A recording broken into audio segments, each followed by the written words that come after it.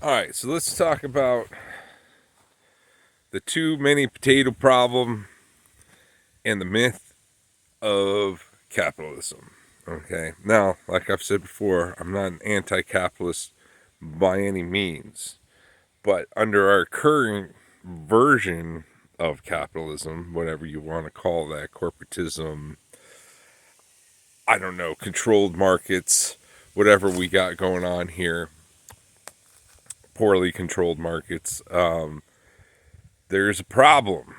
There's a huge problem with this. And I'm going to use an example to describe that problem. I think that might really help sink it home, because this is something I've always known as a problem. But when I heard this story, which I heard on a news program, this is back during the pandemic, and they were trying to explain the problems with why prices were going up and the supply chain and all this. And it blew my mind. It really did. This is something I already knew and understood, but seeing it in this perspective just made it so obvious that you couldn't ignore it.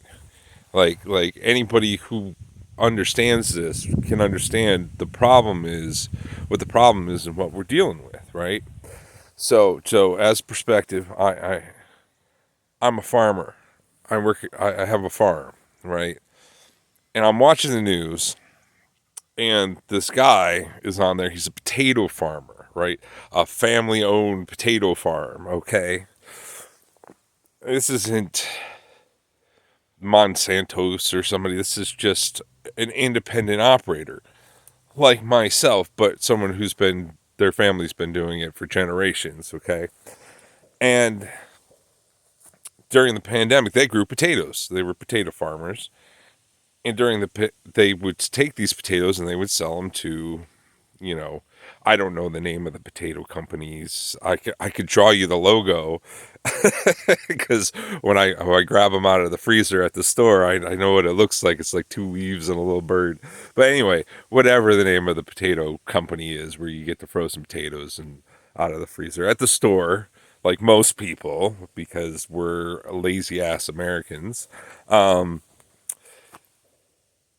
This company buys potatoes from these people, and then they go to a factory where they make crinkle cut fries or whatever kind of French fries, potato cuts, bag them up, throw them in the freezer. All right, we're all there. We all understand this process. Okay, so anyway, so it's a pandemic, and they shut down the potato factory, right, where they cut up these potatoes and put them in bags. And so they couldn't sell the potatoes because this is the potatoes that they would normally sell to them. And not only was it the potatoes, but the potatoes they were going to plant for next year, because next year they didn't see it being any better and they didn't want to grow a bunch of potatoes that they weren't going to be able to sell. Think about this. Meanwhile, all of us, we're watching the prices in the store go through the roof. Okay, if you watch, there's this movie, one of my favorite movies, second favorite movie of all time. It's called the Great Dictator. It's Charlie Chaplin, and he switches places with Hitler. It's a very, very funny movie. But there's this scene in the beginning where, and I asked my grandfather about this because he was alive at the same time to verify that what I was seeing was true. So this guy goes out to the potato vendor who's walking around with the potato cart, right? Comes out of the house. Oh, it's a potato vendor. Hey, potato vendor, I need potatoes, right? And in this movie, Charlie Chaplin gives, or his girlfriend or whatever, gives the potato vendor a penny, the smallest form of currency that exists in pre-Nazi Germany or Nazi Germany or whatever, a hundredth of a mark, right? And this is a country that, of course, where inflation caused the rise of the Nazis and all that, so their money was pretty fucking worthless. Anyway, takes this smallest currency that she has and hands it to the potato vendor with the potato cart, right? Raw potatoes. And this vendor takes a giant scoop, huge scoop, scoops the potatoes up and pours it into a bag for her. And she has to bring her own bag. But think about this concept. The money was worth so much and the potatoes were worth so little. You could not buy one potato. You know, you go to a store, you can buy one potato, and it'll cost you like $1 or something, right? So, pre the height of capitalism, like the early stages of capitalism, when capitalism was working how it's supposed to, right? Supply and demand that we all get taught about in school, okay? All right, this is how it's supposed to work. Potatoes aren't worth much. You get a lot of potatoes for very little money. Okay, it's not a hard concept. That's how we think capitalism works. Okay, but it's not how it works today. So we got this guy, and he's a potato vendor or potato farmer. He's got 1 million potatoes, and he can't sell them because the person he normally sells them to won't buy them. So what does he do? Does he say, oh, well, I will sell these potatoes off really cheap and to the supermarkets, and they'll put them on the store shelves, and all the people who are suffering during the pandemic, who have, very little money and the prices are very high, they'll be able to buy cheap potatoes, right? Right? That's what you would think would happen under capitalism. But no, that's not what happened. No. Okay, you think, well, maybe he could donate them. He could donate the potatoes to a nonprofit, like send it out to food banks all over the country. 1 million potatoes. The nation is saved. Thanks to this man, and you get a nice tax write-off, right? That, oh, yeah, I gave away 1 million potatoes. What's that on a tax write-off? It's probably like $1 million, right? You think that'd be a pretty good tax write-off, right? No. And here's why. Here's why that didn't happen. Because if he did that, and the market got flooded with potatoes, and he's one of the biggest small independent potato company farmers in the United States, right? What happens to the price of potatoes? That's right. The price of potatoes goes down, right? Meanwhile, the price of potatoes is actually going up. So that's good for him, because that means his potatoes are becoming more valuable. And when the markets do reopen, he'll be able to sell his potatoes for more money than he would if he just sold them for cheap or gave them away, because that would drive down the price of potatoes, therefore having lasting effects. Once the price comes down, it takes a long time to come back up normally, or not within time frame that he would desire. So what does he do with his 1 million potatoes? 1 million potatoes. What a problem to have. I've got 1 million more potatoes than I need. I wish I had that problem at my farm. That would be great. I would love to have too many potatoes. I would be in heaven. But no, I'm a small guy. I'm starting off. I'm lucky if I grow enough potatoes, even for myself, to eat over the course of the year, because I don't have a lot of money just to buy a lot of seeds, so I got to keep circulating them. And potatoes don't grow from seeds. I understand that, but we call them seed potatoes. Anyway, so he's got all the potatoes he's going to sell to the factory. He's got all these seed potatoes that he was going to grow next year. And it comes up to be like 1 million something potatoes. Okay? 1 million potatoes. So what's he do with them? he takes them to a landfill and dumps them truckload by truckload.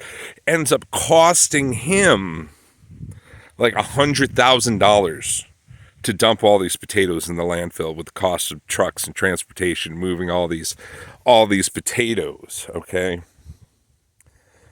And it blows my mind, right? Because have you noticed prices only go up? They're not coming down. And the Federal Reserve can do whatever they want to. The prices are not going to come down, because that's not how our system works. We work in a system that's based on natural logarithmic infinite growth, right? Exponential infinite growth.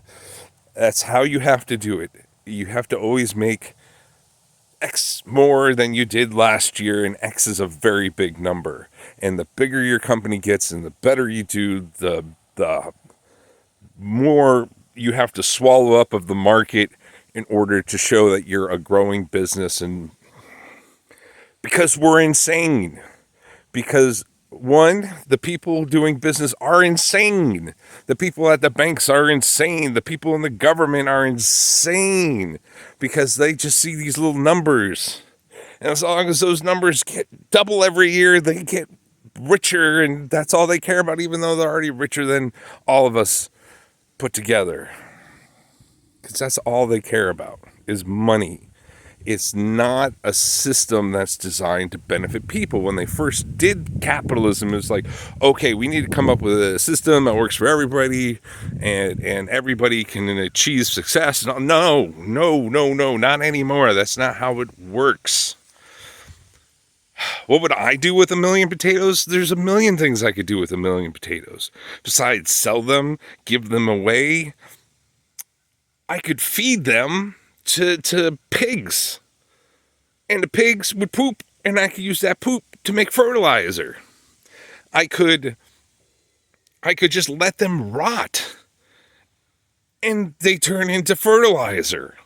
Okay, there's so many things you could do with potato. I mean, you could have a potato festival, and people could build potato guns and shoot potatoes at each other, and raise money for charity or anything. There's so many things that you could do with potatoes. You could shred them up and feed them to other animals that won't eat a whole potato but can get the nutrients out of it. You know, birds would love to eat potatoes. They love them. Chickens, turkeys, ducks. You know, that if you can make it so that they can eat it, they would eat it happily. And it's just, and it's just a shame to think that all went into some landfill that is mixed with plastics, and mostly plastics, metals, other things. That's basically it's just a huge waste. It's just gonna sit there and rot and make methane, and be of no use to anybody. And the reason why I bring this up, the reason why, so, and that's just the potato guy. That's just the potato guy. Every business in our country is like this. All the grocery stores throwing away all this food that goes in the garbage. That food could be turned into fertilizer, which could be turned into new food. It could feed animals. It could do so many things, but no, they can't do that. They don't give it away to the food banks, because they don't want people getting it for free. They want people coming into their store and paying these outrageous prices for food. And it's crazy. As a society, our goal should be making it as easy as possible, the minimum amount of effort to get food. But every year it gets harder and harder and harder because of this infinite growth mentality. And it's just, it hurts my brain. And it's all businesses, publishing books, Video games. Oh, most of it's digital now, but it used to be, physical copies. If you have a physical copy and they don't sell, what do you throw them in the trash? There's all the a million ET cartridges out in the desert, in Nevada somewhere, because it's just, it's better to destroy than to create in our society. It's basically what it comes down to. And the reason why I really bring this up is because I've been watching these videos by this guy, David Shapiro. David Shapiro? Yeah, not Ben Shapiro. David Shapiro, who's a programmer, and he wears a little Star Trek outfit on YouTube and talks about, you know, UBI, Universal Basic Income, which I think is a great thing. But he was in this one video, he was talking about, oh, well, when the machines and solar and all this and everything becomes cheaper and blah, blah. It doesn't work that way, bro. It doesn't work that way. It never becomes cheaper unless we fundamentally, revolutionarily change the way we do business in this country. Because business is about making rich people rich. It's not about bringing goods and services to people. It's not, and I can give you millions of examples of why business is not about bringing goods and services to people. That's what people want. They want goods and services. And the business's job is to try to get you to pay as much money as possible while providing you with as little as possible so they can make the largest profit possible. Am I supposed to give a solution to this problem? I don't know. It's a tough problem to deal with without how do you solve this problem without an actual revolution? Because nobody really wants that. That's bloody and disgusting in the very true nature. So how do we deal with this? Well, I can think of one way. Because here's the thing, like, oh, we get the right people in office and blah, blah, blah. No. 200 years, that hasn't worked, okay? Let's just think about how do you change the system within the system. And it's very hard. It's very, very hard. But this is what I would do if I was a powerful person, or if I could rally the people to come together and do something. This is what I would do, is every business out there, I would start with the most critical ones, like food, like housing, etc., right? What you need is to make healthcare, is another good one, nonprofits. You need to make companies that do the same thing as the for-profit companies, but they'd have to not make a profit. They would not have to not have shareholders. You would have to not have whatever. Okay. The problem with this is the rich people don't care, and they certainly don't want anything that competes with their business to exist. So you're never gonna get the money from the rich people. Daddy Elon ain't gonna save you on this one, as much as we might hope and pray. It'd have to be the people would have to come together to do it, and it would take pretty much everybody. It would take everybody to say, "Hey, this is such an important part of our society." People would have to be able to think enough, and this is the problem, to say, "Wait a second, this is super duper critical to our society." And you would think during the pandemic people would have gotten wise to this. They did not. They say this is so important to our society that we have to make sure that this will always be there for us no matter what. It has to exist above all things, above profit, above everything. Nothing is more important than making sure that this critical infrastructure that is important to guaranteeing the survival of our society has to exist no matter what. They'd have to get that in their heads first. And then they would have to say, we're going to make a nonprofit that makes sure that everybody's going to get this resource. Everybody's going to get this resource. Everybody gets potatoes.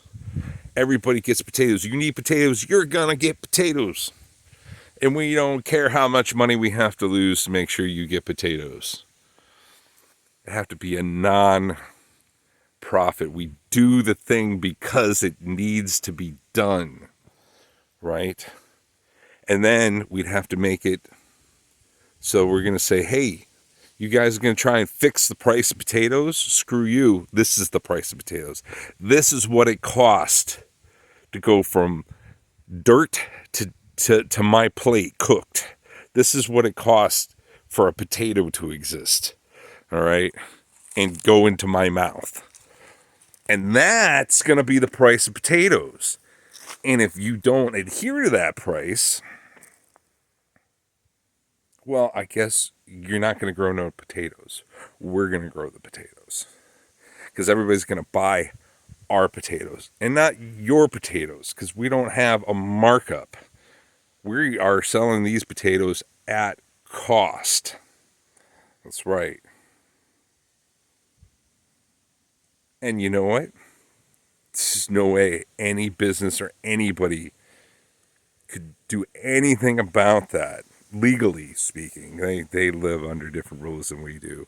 They'd probably pay somebody in Congress to say, "Oh, you can't sell potatoes at cost." Probably what would happen. But at that point, they're really exposing themselves, especially when it's the potatoes everybody buys. Good luck getting reelected after that one.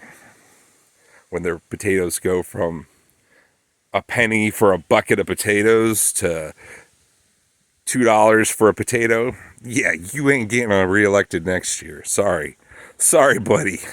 Yeah. So that's really what we have to do. That's where it starts. And people like Dave Shapiro, it's great that they're coming up with these AI softwares or whatever they're doing. Actually, I haven't seen his actual work. I've just heard him talk about it. And I hope it's everything we hope and dream, and it's going to make everybody able to do whatever it is that they're going to do. I don't really know what it is. But in the meantime, it doesn't matter. It doesn't matter what your software does if we cannot change the way society thinks, because that's the problem. It's not the resources. We already live in an overabundant society. We are way overabundant. We should as people should only have to work like one day out of the week. Like, honestly, that's where our productivity level is in society.